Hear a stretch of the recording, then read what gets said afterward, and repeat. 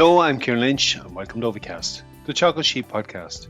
Each episode will bring you latest insights, advice and technical updates for the sheep industry. We're joined this week by Teagasc Plant Nutrition Specialist Mark Plunkett. Now, with fertiliser costs remaining high, we start off the conversation around timing, location and rate of nitrogen application this spring. Mark explains what the crop requirements are at present. We discuss the P&K requirements and how these could be supplied to grazing ground and the silage crop.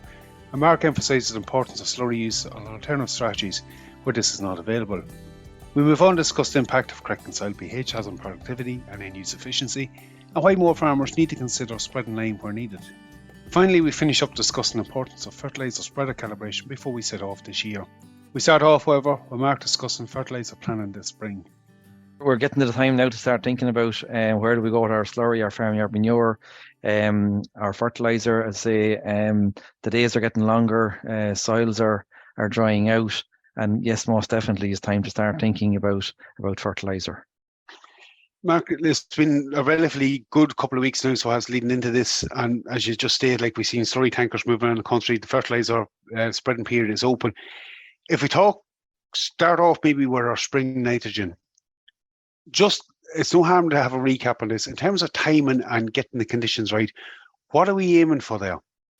Yeah, look, I suppose, Ciarán, the days are getting longer, so like sunshine, very, very important, as we move into the month of March. So, things that we're looking for is, soil temperatures above 5.5 degrees, good field conditions, a good forecast ahead, and that the grass is growing, that there's a demand out there in the field. At the minute, we're taking about two of the boxes in terms of soil temperatures, field conditions, but sunshine levels are still quite low and grass growth levels are quite low. So we're trying to match the supply of the nitrogen with when the grass requires it.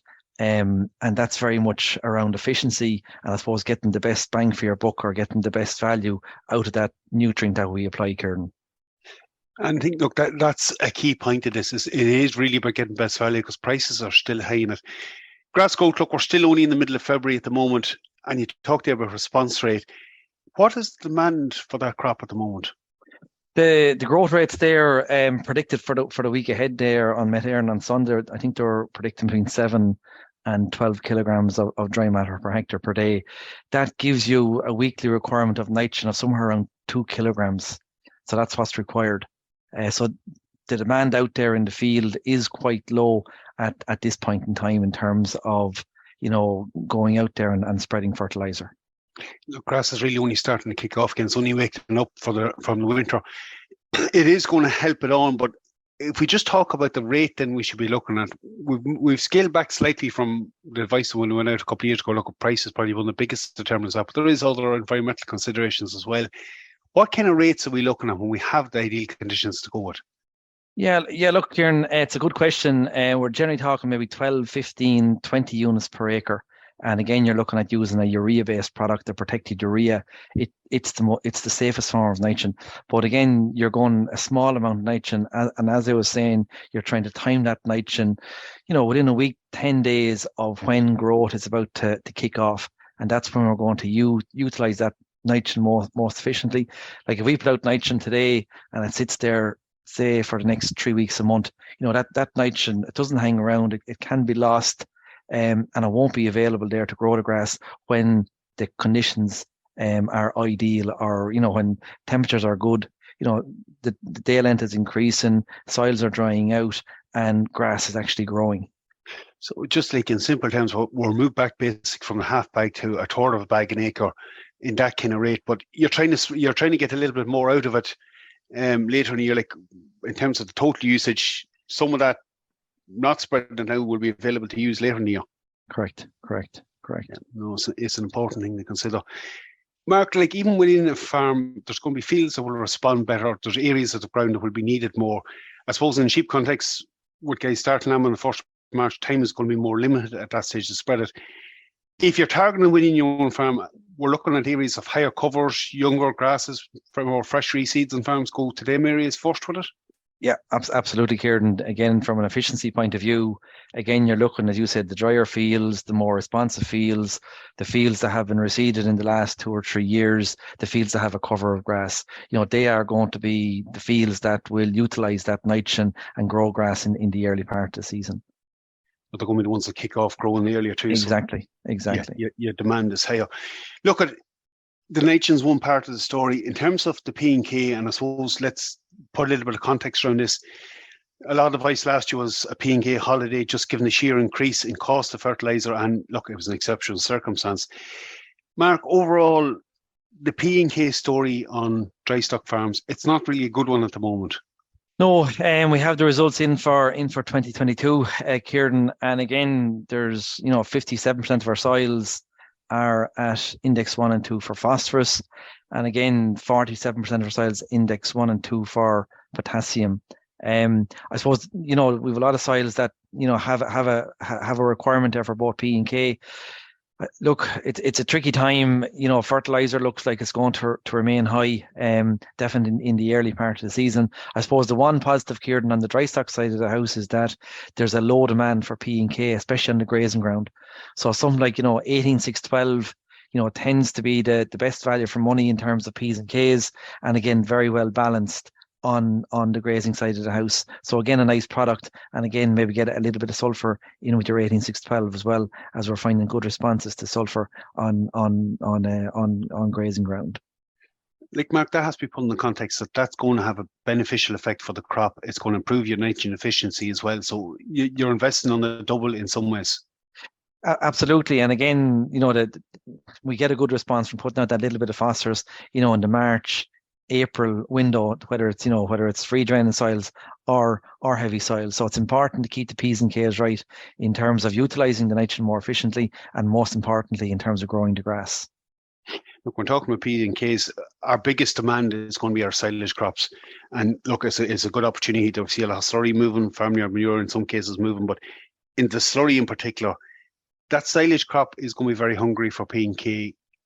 In reality, it probably needs most of the slurry produced on the farm, Mark, to go back out again to those areas. It does. Ideally, Kieran, because the silage has been produced on the farm from those fields. So ideally, all the slurry should be going back to the silage fields to return the nutrients or to keep the crop in balance. And again, look, it's one area of the farm that we must fertilize correctly to maximize that first cut of grass silage. Ideally, 3,000 gallons per acre of good quality cattle slurry will supply the majority of P's and K's and about a third of your nitrogen.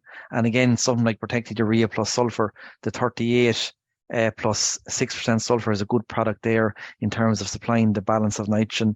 And I suppose in the absence of slurry, there is a nice product out there. It's a 10-5-25, Kieran.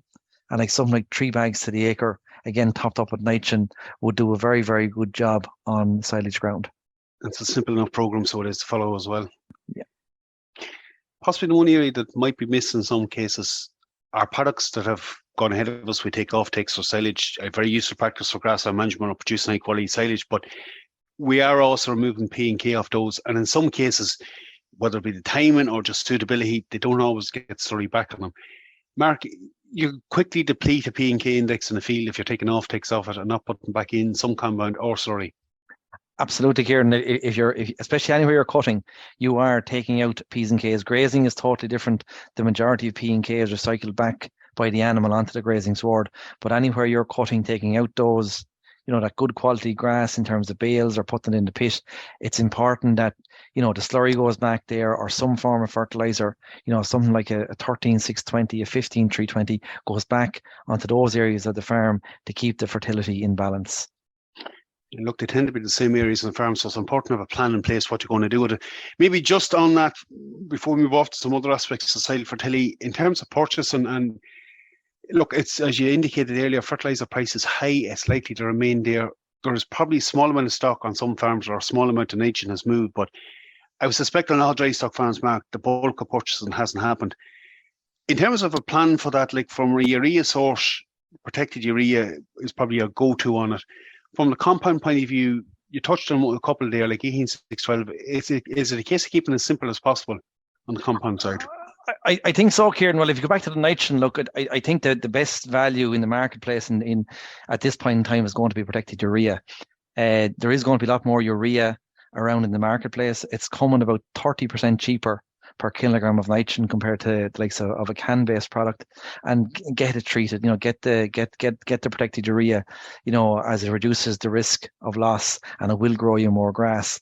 In terms of the P and K, again, I would keep it simple. Again, 18-6-12 plus sulfur is the product of choice, and I suppose the big thing there, the positive, Ciarán, is that you don't need a lot of it. Like, a bag to the acre will maintain your P's and K's, on a reasonably stocked dry stock farm. It fits in well with any of the different rounds of fertiliser application. Will cover you for that period of time.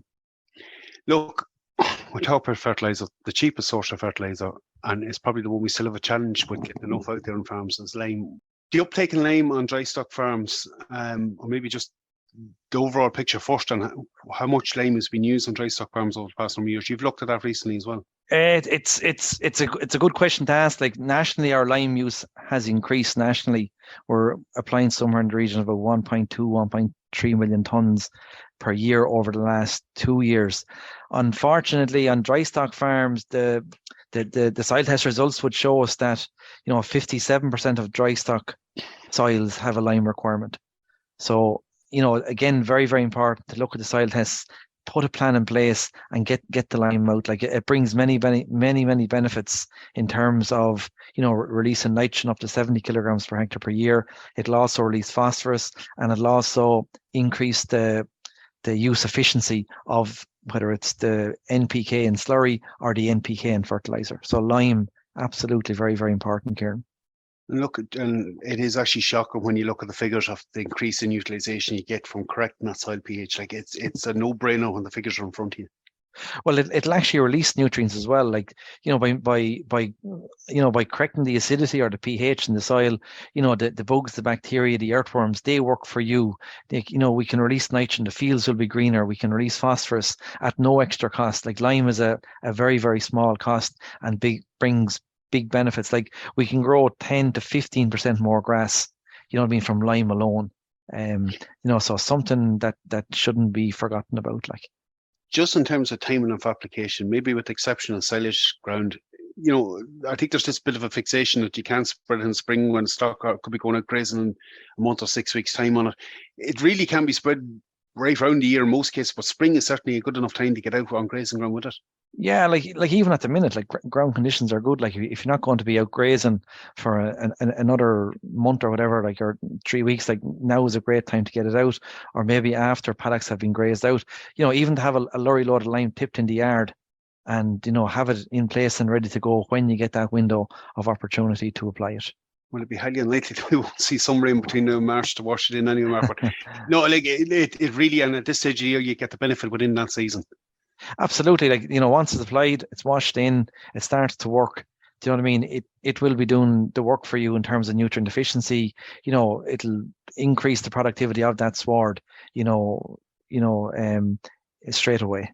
Mark, maybe finally, just before things get too busy on farms, a very basic one, but like the fertiliser spreader that we use on farms, most cases probably is not checked from year to year, but setting up correctly, calibrating it correctly, that's going to have a big influence on the response you get, how much fertiliser you use. And, it's an important task that's probably not done enough on farm.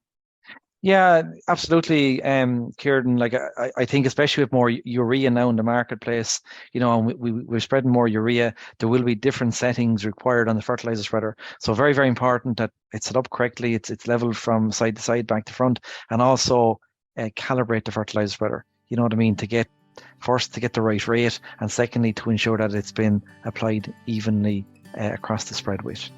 That's an important consideration. Mark, look, good getting you on today. Thanks for that update. It's very timely. Okay, thanks, Ciarán. No bother. We'll have to leave it there for this week. Mark has covered a lot of very important areas we need to focus on for this spring. I have included a link in the description to the soil fertility page on the Teagasc website. There's a world of useful information on it, helpful technical articles and clips, well worth a visit. That's it for me. For any updates from our sheep programme, keep an eye on our Twitter page at Teagasc Sheep. I'm Ciarán Lynch. Thanks for joining us. Don't forget to subscribe and get notified of new episodes.